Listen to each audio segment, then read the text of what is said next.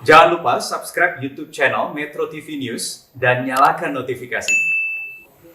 Ya, pemirsa, kita ke informasi lain dan juga ke ulasan lain terkait dengan antisipasi banjir di DKI Jakarta dan sekitarnya. Dan untuk mengetahui seperti apakah penanganan banjir di DKI Jakarta maupun di Bekasi, kita akan berbincang dengan Wagub DKI Jakarta, Riza Patria, dan selanjutnya akan menyusul Wali Kota Bekasi Rahmat Effendi pada segmen selanjutnya.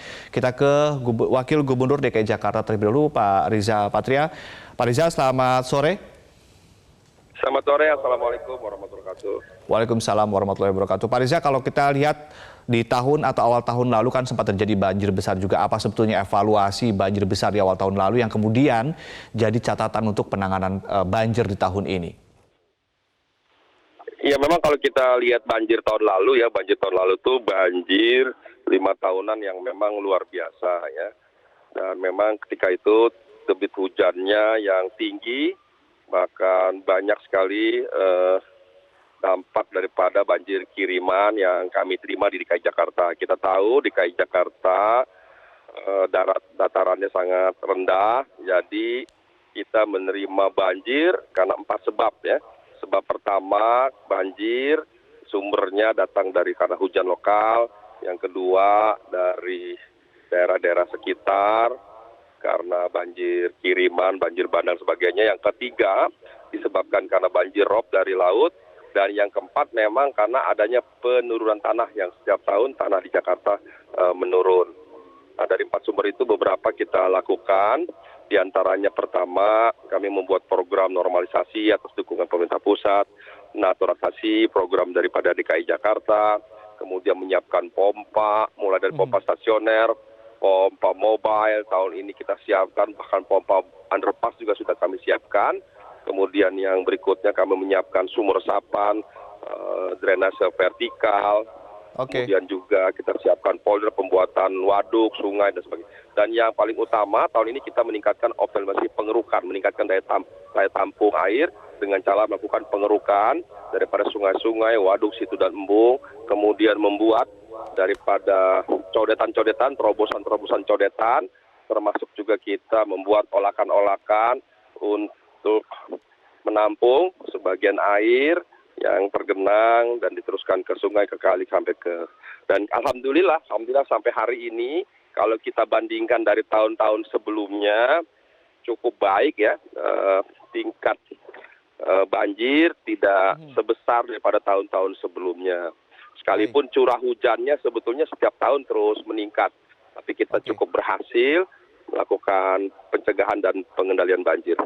Oke, tapi masalahnya Pak Riza, ini kan dari 8 yang memprediksi ada potensi banjir besar di Jabodetabek begitu, dan ini memang kalau untuk banjir besar yang diprediksikan oleh 8 ini sepertinya memang belum terjadi begitu ya.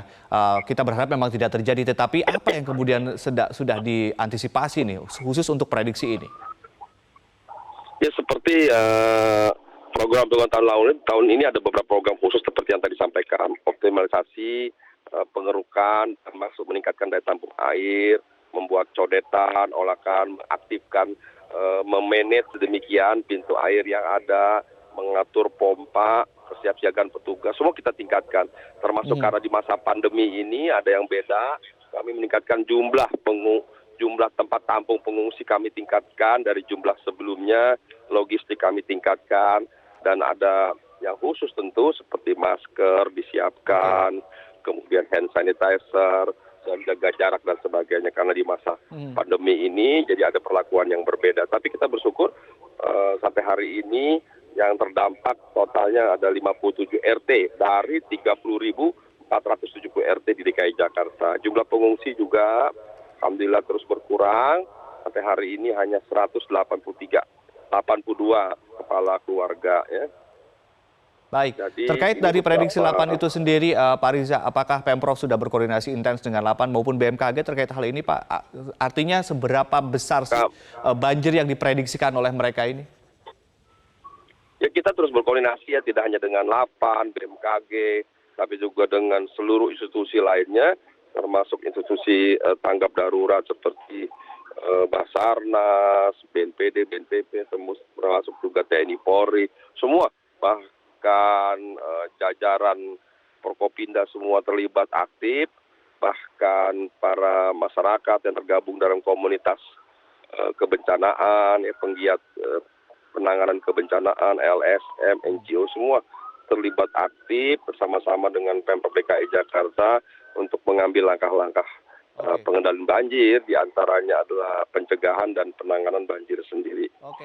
Jadi Ada yang kemudian, Pak Riza, ada yang kemudian melihat fakta begitu ya, kalau memang kita dengar tadi ada upaya-upaya yang sedang dilakukan oleh Pemprov DKI Jakarta, tetapi kemudian masyarakat melihat kawasan percontohan seperti di kawasan Cipinang Melayu kok masih kena banjir begitu?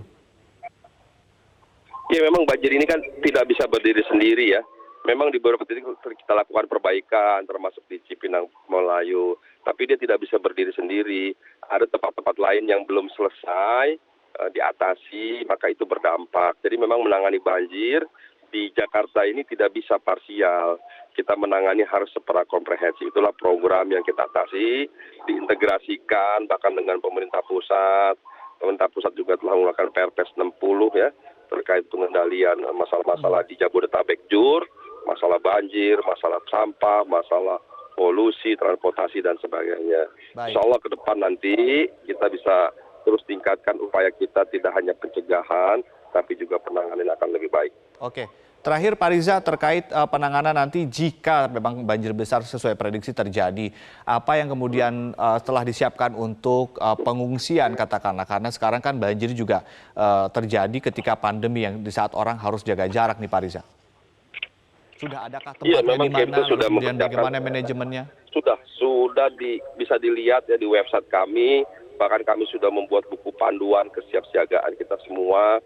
Sudah terdaftar di situ di semua titik potensi banjir. Kita sudah siapkan tempat-tempat pengungsian ya, ada terdaftar se-Jakarta.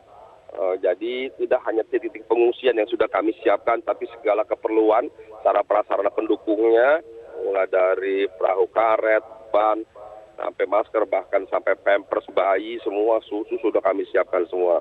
Namun demikian, betapapun kami Pemprov DKI menyiapkan berbagai fasilitas, dukungan logistik sebagainya, kami akan lebih senang dan berterima kasih apabila masyarakat Jakarta semuanya ikut berpartisipasi, menunjukkan perhatian, dukungan dan kepedulian dengan banyak cara. Pertama dengan cara tidak membuang sampah dengan sembarangan, membersihkan selokan, lingkungan sekitar, kemudian juga yang tidak kalah penting memberikan bantuan. Silakan disampaikan langsung kepada masyarakat yang terdampak, boleh melalui kami, boleh. Tidak penting berapa jumlahnya, berapa nilainya, yang penting ada perhatian. Kecil pun tidak apa-apa, kita tunjukkan bahwa masyarakat Jakarta dapat bersinergi positif, berkolaborasi, dan selalu gotong royong mengatasi berbagai masalah sesama anak bangsa di Jakarta. Baik, terima kasih Riza Patria, Wakil Gubernur DKI Jakarta telah bergabung bersama kami di Prime Time News.